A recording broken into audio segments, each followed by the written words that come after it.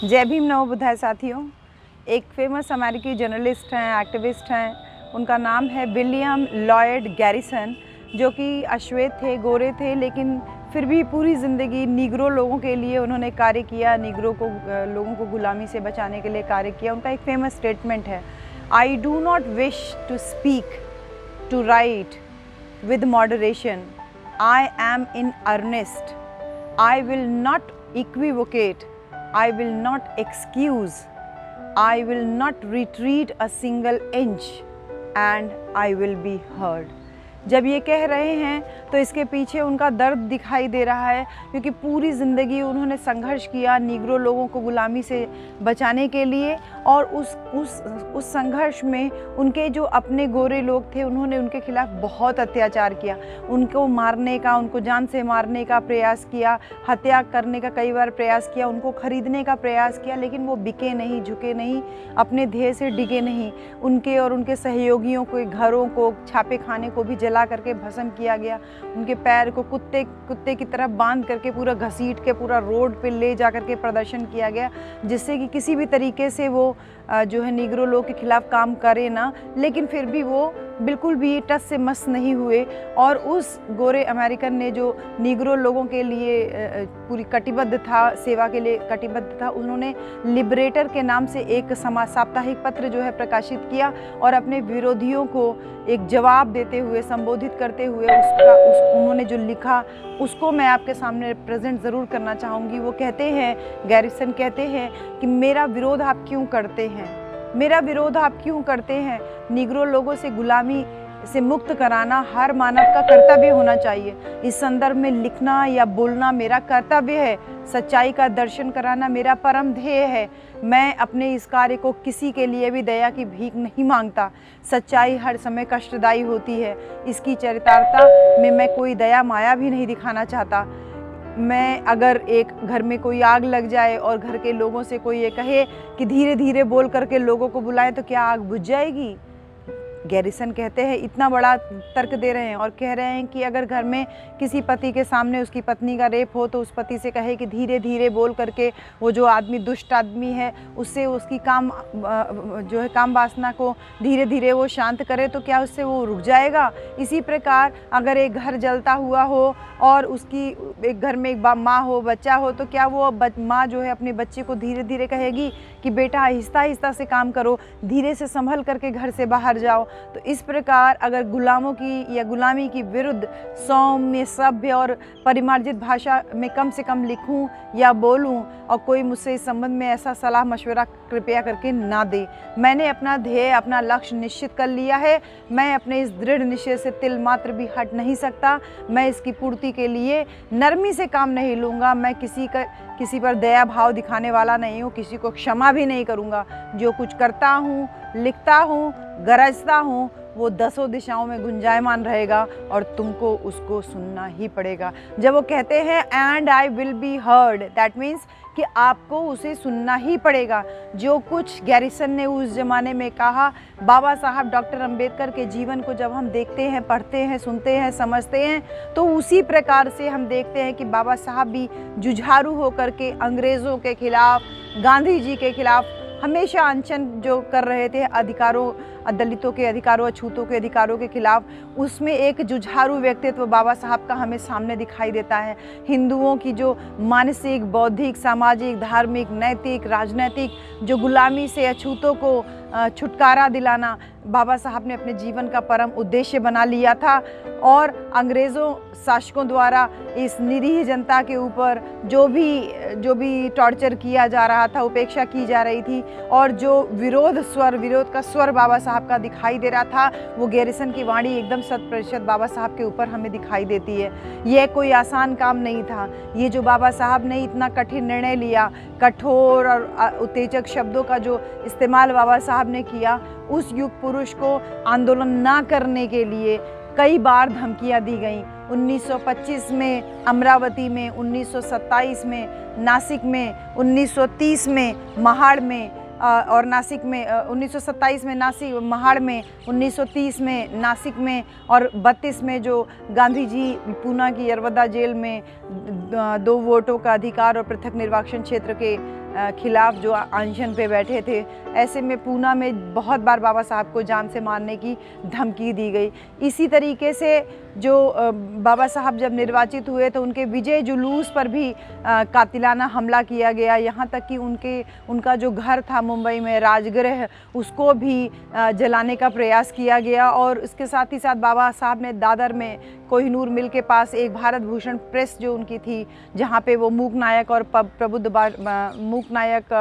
प्रबुद्ध भारत और जनता प्रकाशित करते थे, उसको भी 2 बार जो है जलाने की कोशिश की गई, प्रिंटिंग प्रेस को भी। और इस प्रकार से देख रहे हैं कि बाबा साहब के जब पूना में गांधी जी अनशन पर बैठे थे, उस समय भी बाबा साहब को रात के अंधेरे में लोग मारने के लिए आए। रास्ते में बाबा साहब की गाड़ी भी लोगों ने रोक करके उनको मारने का प्रयास किया, लेकिन बाबा साहब ने अपनी मधुर वाणी से इन सारे विरोधियों को, अपने सारे विरोधियों को धता दिया, यानी कि अपने सारे विरोधियों को चित कर दिया, अपनी वाणी से उनको काबू में कर लिया। और इसके साथ ही साथ कठोर वचनों में लगातार अपने विरोधियों को प्रबल तरीके से जवाब देते रहे। बाबा साहब को ये विश्वास हो गया था कि किसी न किसी दिन उनका जो है इस तरीके से जो उनके ऊपर हमले हो रहे हैं, कभी उनका खून भी हो सकता है। तो उन्होंने एक उत्तराधिकार पत्र जो है यानी वसीयतनामा उसको तैयार किया। और उनका एक साथी थे करमवीर दादा, जो कि BK गायकवाड़ नाम थे उनके, वो भूतपूर्व MP भी रहे थे। उन्होंने अपनी एक प्रति जो है इनके गायकवाड़ जी के पास सुरक्षित रखी और उसमें ये लिखा था कि मेरे बाद अस्पृश्यों का आंदोलन जारी रखा जाए।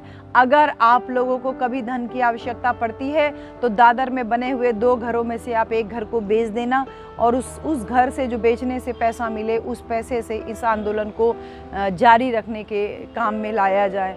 तो ये वो समय था जब गांधी जी यरवदा जेल से छूटने के बाद सारे देश में हिंदू मंदिरों को खोल करके और अछूतों को प्रवेश दिलाने का एक नाटक रच रहे थे। और इस नाटक में वो बाबा साहब के खिलाफ बहुत प्रचार भी, उल्टा सीधा प्रचार भी कर रहे थे कि अछूतों की समस्या तो बहुत आंतरिक समस्या है और केवल मंदिर में प्रवेश मिल जाएगा उससे इस समस्या का समाधान हो जाएगा।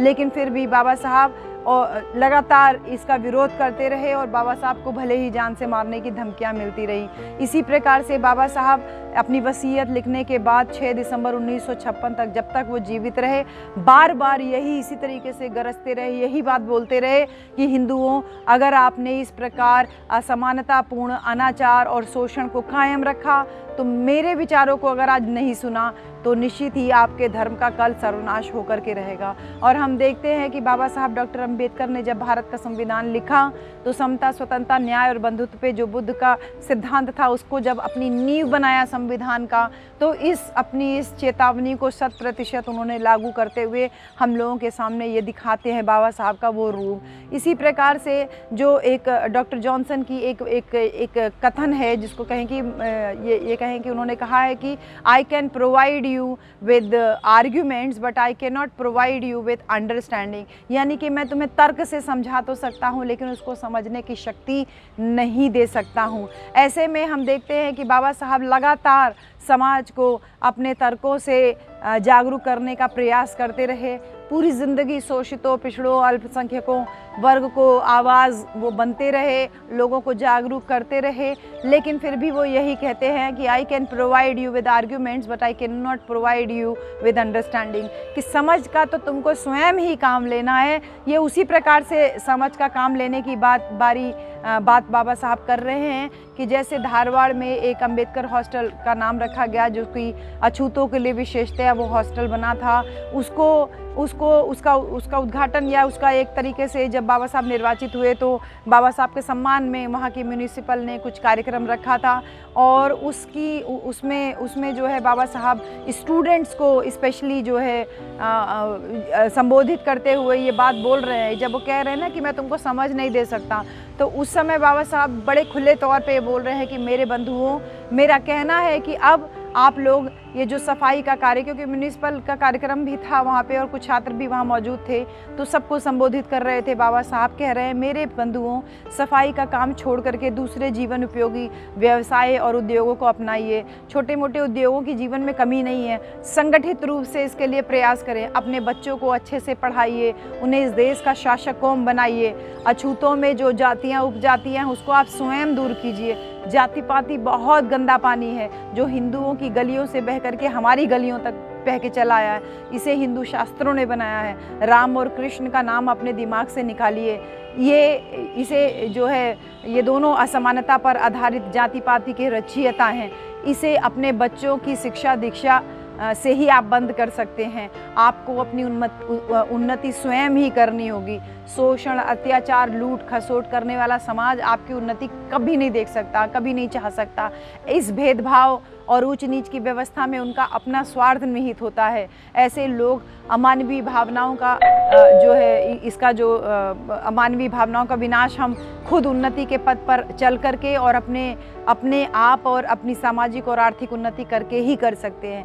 ये उनका हित है कि वे हमसे ऊंचे और श्रेष्ठ बने रहें। लेकिन बाबा साहब इस बात को जोर दे के कहते हैं कि हमारा क्या हित है कि हम उनके दास बने रहें, उनकी पाएँ लगी करते रहें, उनसे नीच बने रहें। इसलिए बाबा साहब कहते हैं कि मेरा आपसे कहना है कि आप सभी लोग आप इसी जाति पाति दुर्भावनाओं को त्याग करके संगठित हों और इस लोकशाही के युग में अपने अधिकारों के लिए लोकतांत्रिक तरीके से प्रभावी होकर के आंदोलन करें।